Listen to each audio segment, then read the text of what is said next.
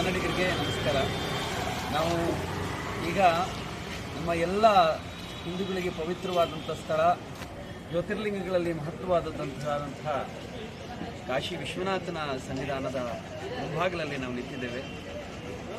ಇಲ್ಲಿ ಆ ಭಗವಂತ ಎಷ್ಟು ಸುಂದರವಾಗಿದ್ದಾನೆ. ಶಿವನ ವಿಶಾಲಾಕ್ಷಿ ದೇವಸ್ಥಾನವನ್ನು ನಾವು ವೀಕ್ಷಣೆಗೆ ಬಂದಿದ್ದೇವೆ.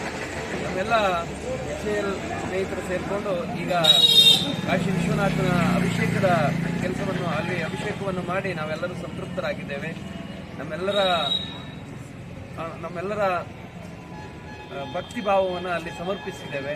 ಆ ಶಿವ ನಮ್ಮೆಲ್ಲರ ಭಕ್ತಿ ಭಾವವನ್ನು ಸಮರ್ಪಿಸಿಕೊಳ್ಬೇಕು ಅನ್ನೋದು ನಮ್ಮೆಲ್ಲರ ಆಸೆ. ಓಂ ನಮಃ ಶಿವಾಯ. ಹಾಯ್ ಹಲೋ ಫ್ರೆಂಡ್ಸ್, ಎಲ್ರಿಗೂ ನಮಸ್ಕಾರ. ನಾನು ನಿಮ್ಮ ಲಕ್ಕಿ ಲೈಫ್ ಲ್ಯಾಕ್ಸ್ ಮಾತಾಡ್ತಾ ಇದ್ದೀನಿ. ಲ್ಯಾಕ್ಸ್ ಅಂದರೆ ಲಕ್ಷ್ಮಣ್ ಅಂತ ಹೇಳ್ಬಿಟ್ಟು. ಏಕೆಂದರೆ ಕೆಲವರು ತುಂಬ ಜನ ಫ್ರೆಂಡ್ಸ್ ಎಲ್ಲ ಕಾಮೆಂಟ್ಸಲ್ಲಿ ಕೇಳ್ತಾ ಇದ್ರಿ ಲ್ಯಾಕ್ಸ್ ಅಂದರೆ ಏನು ಅಂತ ಹೇಳ್ಬಿಟ್ಟು. ಲ್ಯಾಕ್ಸ್ ಅಂದರೆ ಅದು ನನ್ನ ಹೆಸರು. ಸೊ ಫ್ರೆಂಡ್ಸ್, ನಿಮಗೆಲ್ಲ ಒಂದು ಕ್ಲಿಯಾರಿಟಿ ಸಿಕ್ಕಿದೆ ಈ ಬಗ್ಗೆ ಅಂತ ಅಂದ್ಕೊಳ್ತೀನಿ. ಲ್ಯಾಕ್ಸ್ ಅಂತ ಹೇಳಿದ್ರೆ ಅದು ನನ್ನ ಹೆಸರು. ಮತ್ತೊಮ್ಮೆ ಹೇಳ್ತಾ ಇದ್ದೀನಿ ಫ್ರೆಂಡ್ಸ್. ಇವತ್ತು ನಾನು ನಿಮಗೆ ತುಂಬ ವಿಶೇಷವಾದಂತಹ ಒಂದು ಜ್ಯೋತಿರ್ಲಿಂಗಗಳಲ್ಲಿ ಬಹು ಮುಖ್ಯವಾದಂತಹ ಒಂದು ಶಿವನ ದೇಗುಲ ಅಂತ ಹೇಳಿದರೆ ಅದು ಕಾಶಿ ವಿಶ್ವನಾಥನ ದೇಗುಲ ಅಂತಲೇ ಹೇಳ್ಬೋದು. ಸೊ ಈ ಒಂದು ದೇಗುಲದ ಬಗ್ಗೆ, ಈ ಒಂದು ದೇಗುಲದ ಇತಿಹಾಸದ ಬಗ್ಗೆ ಮತ್ತು ಇಲ್ಲಿನ ಘಾಟ್ಗಳ ಬಗ್ಗೆ, ಇಲ್ಲಿ ಯಾವ ನದಿ ಹರಿಯುತ್ತೆ ಅನ್ನೋದ್ರ ಬಗ್ಗೆ ಸಂಪೂರ್ಣ ಮಾಹಿತಿಯನ್ನು ಈ ವಿಡಿಯೋಲಿ ತಿಳ್ಕೊಂಬೋಣ. ಬನ್ನಿ ಫ್ರೆಂಡ್ಸ್. ಕಾಶಿ ವಿಶ್ವನಾಥ ದೇವಾಲಯವು ಶಿವನಿಗೆ ಸಮರ್ಪಿತವಾದ ಹಿಂದೂ ದೇವಾಲಯವಾಗಿದೆ. ಇದು ಭಾರತದ ಉತ್ತರ ಪ್ರದೇಶದ ವಾರಣಾಸಿಯಲ್ಲಿರುವ ವಿಶ್ವನಾಥ ಗಡಿಯಲ್ಲಿದೆ. ಈ ದೇವಾಲಯವು ಹಿಂದೂ ಯಾತ್ರಾ ಸ್ಥಳವಾಗಿದ್ದು 12 ಜ್ಯೋತಿರ್ಲಿಂಗ ದೇವಾಲಯಗಳಲ್ಲಿ ಒಂದಾಗಿದೆ. ಪ್ರಧಾನ ದೇವತೆಯನ್ನು ವಿಶ್ವನಾಥ ಮತ್ತು ವಿಶ್ವೇಶ್ವರ ಎಂಬ ಹೆಸರುಗಳಿಂದ ಕರೆಯಲಾಗುತ್ತದೆ. ವಿಶ್ವೇಶ್ವರ ಅಂದರೆ ವಿಶ್ವದ ಪ್ರಭು ಎಂದರ್ಥ. ದೇಗುಲದ ವಾಸ್ತುಶಿಲ್ಪದ ಬಗ್ಗೆ ಹೇಳೋದಾದರೆ 1780ರಲ್ಲಿ ಮಹಾರಾಣಿ ಅಹಲ್ಯಾಬಾಯಿ ಹೋಳ್ಕರ್ ಅವರಿಂದ ದೇವಸ್ಥಾನದ ಮರು ನಿರ್ಮಾಣವನ್ನು ಮಾಡಲಾಯಿತು. ಹಾಗೆಯೇ ಇತ್ತೀಚಿನ ದಿನಗಳಲ್ಲಿ 2021ರಲ್ಲಿ ಕಾಶಿ ವಿಶ್ವನಾಥ ಕಾರಿಡಾರ್ ಅನ್ನು ಇಂದಿನ ಪ್ರಧಾನಿಯಾಗಿರುವಂತಹ ಶ್ರೀ ನರೇಂದ್ರ ಮೋದಿ ಅವರಿಂದ ಈ ಒಂದು ವಾಸ್ತುಶಿಲ್ಪ ಅಥವಾ ಕಟ್ಟಡವನ್ನು ನಿರ್ಮಾಣ ಮಾಡಲಾಗಿದೆ ಅಂತಲೇ ಹೇಳ್ಬೋದು ಫ್ರೆಂಡ್ಸ್.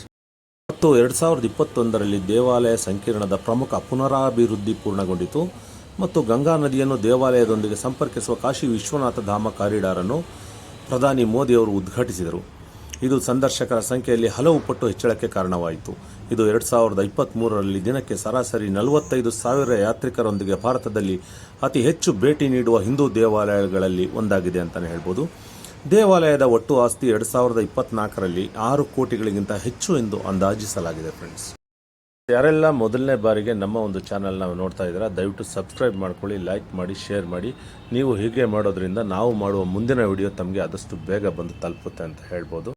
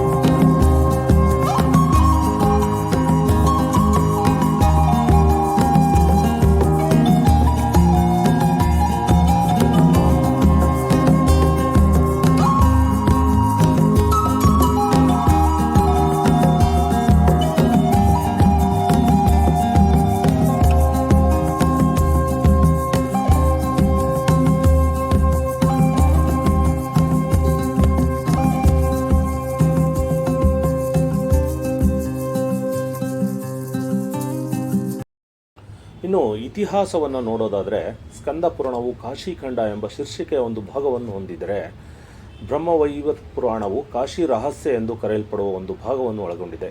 ಇವೆರಡೂ ವಾರಣಾಸಿ ನಗರಕ್ಕೆ ಸಮರ್ಪಿತವಾಗಿದೆ ಅಂತಲೇ ಹೇಳ್ಬೋದು ಫ್ರೆಂಡ್ಸ್. ಇನ್ನು ಕಾಶಿ ಖಂಡದ ಪ್ರಕಾರ ಒಟ್ಟು 1099 ದೇವಾಲಯಗಳಿದ್ದು ಅವುಗಳಲ್ಲಿ 513 ದೇವಾಲಯಗಳು ವಿಶಿಷ್ಟವಾಗಿ ಅಥವಾ ನಿರ್ದಿಷ್ಟವಾಗಿ ಶಿವನ ಪೂಜೆಗೆ ಮೀಸಲಾಗಿವೆ ಅಂತಲೇ ಹೇಳ್ಬೋದು. ವಿಶ್ವನಾಥ ದೇವಾಲಯವನ್ನು ಹಿಂದೆ ಮೋಕ್ಷಲಕ್ಷ್ಮಿ ವಿಲಾಸ್ ಎಂದು ಕರೆಯಲಾಗುತ್ತಿತ್ತು ಎಂದು ಧರ್ಮಗ್ರಂಥ ಹೇಳುತ್ತದೆ. ಈ ದೇವಾಲಯವು ಒಟ್ಟು 5 ಮಂಟಪಗಳನ್ನು ಅಥವಾ ಸಭಾಂಗಣಗಳನ್ನು ಹೊಂದಿತ್ತು ಅಂತಲೇ ಹೇಳ್ಬೋದು ಫ್ರೆಂಡ್ಸ್. ವಿಶ್ವನಾಥನ ಲಿಂಗವು ಗರ್ಭಗೃಹದಲ್ಲಿ ನೆಲೆಗೊಂಡಿತ್ತು. ಉಳಿದ 4 ಮಂಟಪಗಳಲ್ಲಿ ಪೂರ್ವಕ್ಕೆ ಇರುವ ಜ್ಞಾನ ಮಂಟಪ, ಪಶ್ಚಿಮಕ್ಕೆ ರಂಗಮಂಟಪ, ಉತ್ತರಕ್ಕೆ ಐಶ್ವರ್ಯ ಮಂಟಪ ಮತ್ತು ದಕ್ಷಿಣಕ್ಕೆ ಮುಕ್ತಿ ಮಂಟಪಗಳು ಸೇರಿವೆ ಅಂತಲೇ ಹೇಳ್ಬೋದು ಫ್ರೆಂಡ್ಸ್. ಇನ್ನು ಸ್ವಾತಂತ್ರ್ಯ ನಂತರದ ಇತಿಹಾಸವನ್ನು ನೋಡೋದಾದರೆ 1983ರಿಂದ ಉತ್ತರ ಪ್ರದೇಶ ಸರ್ಕಾರವು ಸ್ಥಾಪಿಸಿದ ಟ್ರಸ್ಟಿಗಳ ಮಂಡಳಿಯು ಈ ದೇವಾಲಯವನ್ನು ನಿರ್ವಹಿಸುತ್ತಿದೆ ಅಂತ ಹೇಳ್ಬೋದು. ವಿವಾದಿತ ಜ್ಞಾನವ್ಯಾಪಿ ಮಸೀದಿಯ ಪಶ್ಚಿಮ ಭಾಗದಲ್ಲಿರುವ ಮಾ ಶೃಂಗಾರ್ ಗೌರಿ ದೇವಾಲಯದ ಪೂಜೆಯನ್ನು ಡಿಸೆಂಬರ್ 1992ರಲ್ಲಿ ಬಾಬರಿ ಮಸೀದಿಯನ್ನು ಉರುಳಿಸಿದ ನಂತರ ಮಾರಕ ಗಲಭೆಗಳಿಂದಾಗಿ ನಿರ್ಬಂಧಿಸಲಾಯಿತು ಅಂತ ಹೇಳ್ಬೋದು. ಮತ್ತು ಆಗಸ್ಟ್ 2021ರಲ್ಲಿ 5 ಹಿಂದೂ ಮಹಿಳೆಯರು ಮಾ ಶೃಂಗಾರ್ ಗೌರಿ ದೇವಾಲಯದಲ್ಲಿ ಪ್ರಾರ್ಥನೆ ಸಲ್ಲಿಸಲು ಅವಕಾಶ ನೀಡುವಂತೆ ವಾರಾಣಸಿಯ ಸ್ಥಳೀಯ ನ್ಯಾಯಾಲಯಕ್ಕೆ ಅರ್ಜಿಯನ್ನು ಸಲ್ಲಿಸಿದರು. ಮತ್ತು 239 ವರ್ಷಗಳ ನಂತರ ದೇವಾಲಯದ ಕುಂಭಾಭಿಷೇಕ ಅಥವಾ ಪವಿತ್ರೀಕರಣ ಸಮಾರಂಭವನ್ನು ಜುಲೈ 5, 2018ರಂದು ನಡೆಸಿದರು ಅಂತ ಹೇಳ್ಬೋದು. ಇದನ್ನು ತಮಿಳುನಾಡಿನ ವ್ಯಾಪಾರಿ ಸಮುದಾಯವಾದ ನಟ್ಟುಕೋಟೈ ನಗರಥಾರ್ ನಡೆಸಿದರು ಅಂತಲೇ ಹೇಳ್ಬೋದು ಫ್ರೆಂಡ್ಸ್.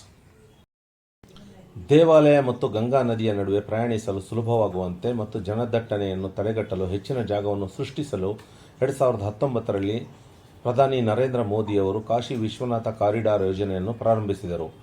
ಡಿಸೆಂಬರ್ 13, 2021ರಂದು ಮೋದಿ ಕಾರಿಡಾರನ್ನು ಪವಿತ್ರ ಸಮಾರಂಭಗಳೊಂದಿಗೆ ಉದ್ಘಾಟಿಸಿದರು ಅಂತಲೇ ಹೇಳ್ಬೋದು. ಕಾರಿಡಾರ್ ಪ್ರದೇಶದ ಸುಮಾರು 1400 ನಿವಾಸಿಗಳು ಮತ್ತು ವ್ಯವಹಾರಗಳನ್ನು ಬೇರೆಡೆಗೆ ಸ್ಥಳಾಂತರಿಸಲಾಗಿದೆ ಮತ್ತು ಪರಿಹಾರ ನೀಡಲಾಗಿದೆ ಎಂದು ಸರ್ಕಾರದ ಪತ್ರಿಕಾ ಪ್ರಕಟಣೆಯಲ್ಲಿ ತಿಳಿಸಲಾಗಿದೆ. ಗಂಗೇಶ್ವರ ಮಹಾದೇವ ದೇವಸ್ಥಾನ, ಮನೋಕಾಮೇಶ್ವರ ಮಹಾದೇವ ದೇವಸ್ಥಾನ, ಜವಿನಾಯಕ ದೇವಸ್ಥಾನ ಮತ್ತು ಶ್ರೀ ಕುಂಭ ಮಹಾದೇವ ದೇವಸ್ಥಾನ ಸೇರಿದಂತೆ 40ಕ್ಕೂ ಹೆಚ್ಚು ಶಿಥಿಲಗೊಂಡ ಶತಮಾನಗಳಷ್ಟು ಹಳೆಯದಾದ ದೇವಾಲಯಗಳನ್ನು ಪತ್ತೆ ಮಾಡಿ ಪುನರ್ ನಿರ್ಮಿಸಲಾಗಿದೆ ಎಂದು ಅದು ಹೇಳುತ್ತದೆ. ಇನ್ನು ಫೆಬ್ರವರಿ 2022ರಲ್ಲಿ ದಕ್ಷಿಣ ಭಾರತದ ಅನಾಮಧೇಯ ದಾನಿಯೊಬ್ಬರು ದೇವಾಲಯಕ್ಕೆ ಸರಿಸುಮಾರು 60 kg ಚಿನ್ನವನ್ನು ದಾನ ಮಾಡಿದರು ಅಂತ ಹೇಳ್ಬೋದು. ಇವರು ದಾನ ಮಾಡಿದ ನಂತರ ದೇವಾಲಯದ ಗರ್ಭಗುಡಿಯನ್ನು ಚಿನ್ನದಿಂದ ಲೇಪಿಸಲಾಯಿತು ಅಂತ ಕೂಡ ಇತಿಹಾಸ ಹೇಳ್ತಾ ಇದೆ ಫ್ರೆಂಡ್ಸ್.